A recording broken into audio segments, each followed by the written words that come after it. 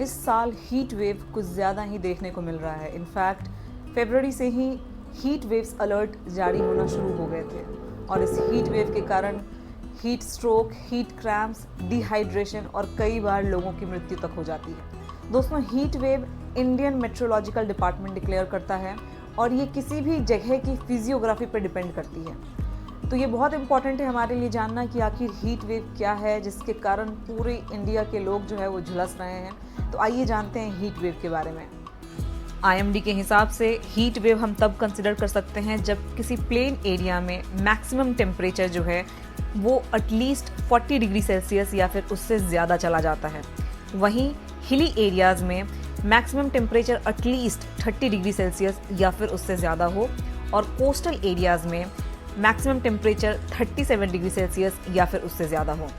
इसके साथ साथ IMD कुछ क्राइटेरियाज इस्तेमाल करता है हीट वेव को बताने के लिए, जिसमें कि पहला क्राइटेरिया है which is based on departure from normal temperature. दोस्तों, अगर किसी भी एरिया का टेम्परेचर नॉर्मल टेम्परेचर से डेविएट करता है 4.5 degree Celsius to 6.4 degree Celsius, तब वो हीट वेव वाली कंडीशन है। ठीक उसी तरह से जब किसी एरिया का टेम्परेचर डेविएट करता है नॉर्मल टेम्परेचर से 6.4 डिग्री सेल्सियस से ज़्यादा, तो उसे सीवियर हीट वेव वाली कंडीशन हम बोल सकते हैं। नाउ IMD की एक दूसरी क्राइटेरिया है जो कि एक्चुअल मैक्सिमम टेम्परेचर पर डिपेंड करती है।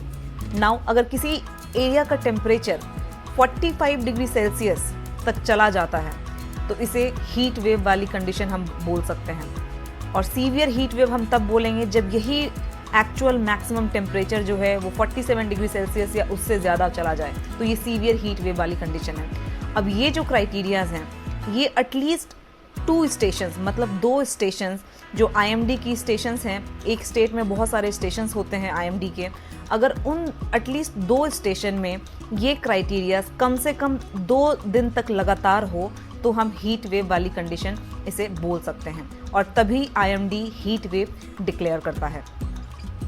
दोस्तों, IMD कलर्ड कोड की हेल्प से हमें ये बताता है कि कौन से एरिया में हीट वेव वाली कंडीशन है या आप कहाँ पे आपको अलर्ट होने की ज़रूरत है। तो IMD इसके लिए 4 कलर कोड इस्तेमाल करता है, जिसमें कि green, yellow, orange and red हैं। ग्रीन कलर बताता है कि आपको कोई भी घबराने की बात नहीं है, यहाँ पे कोई भी हीट वेव वाली कंडीशन नहीं है। येलो कलर बताता है कि आपको वॉचफुल होना है एंड आपको अपडेटेड रहना है, क्योंकि हीट वेव वाली कंडीशन यहाँ पे आ सकती है। ऑरेंज कलर बताता है that you have to be alert now, और आपको अब प्रिपरेशन करके रखनी है क्योंकि यहाँ पे हीट वेव कभी भी शुरू हो सकता है। और रेड कलर बताता है कि now it is a time that you have to take action, आपको अब यहाँ पे एक्शन लेने की ज़रूरत है क्योंकि हीट वेव अगर हो चुका है और यहाँ पे चीज़ें ख़राब हो रही हैं। तो इन 4 कलर कोड की हेल्प से हमें IMD बताता है कि कहाँ पे कैसी कंडीशन होने वाली है या हो रही है। हीट वेव की इंटेंसिटी को देखते हुए सरकारों ने अलग अलग स्तरों पर, स्टेट लेवल पे, डिस्ट्रिक्ट लेवल पे और यहाँ तक कि सिटी लेवल पे भी हीट एक्शन प्लान यानी कि HAP प्रिपेयर किया है ताकि हीट वेव की इंटेंसिटी को कम किया जा सके। हीट एक्शन प्लान में सबसे पहला आता है early warning system and inter agency emergency response plan. इसका मतलब ये है कि आपको पहले से ही अलर्ट किया जाएगा, पहले से ही आपको वार्निंग दी जाएगी कि हीट वेव वाली कंडीशन आ चुकी है, तो आपको प्रिकॉशन लेने चाहिए। नंबर दूसरे पे है public awareness and community outreach.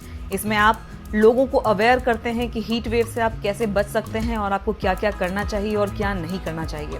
Number third पे है capacity building of medical professionals, specially जो प्राइमरी मेडिकल ऑफिसर्स हैं उन्हें उनकी ट्रेनिंग पे फोकस किया जाता है। और नंबर फोर्थ पे है reducing heat exposure and promoting adaptive measures. इसमें हम कोशिश ये करते हैं कि जितनी ज़्यादा पानी जो है वो हम अवेल करवा सकें लोगों को, और कई बार हम कूलिंग स्पेस भी प्रिपेयर करते हैं ताकि लोगों को कुछ आराम मिल सके।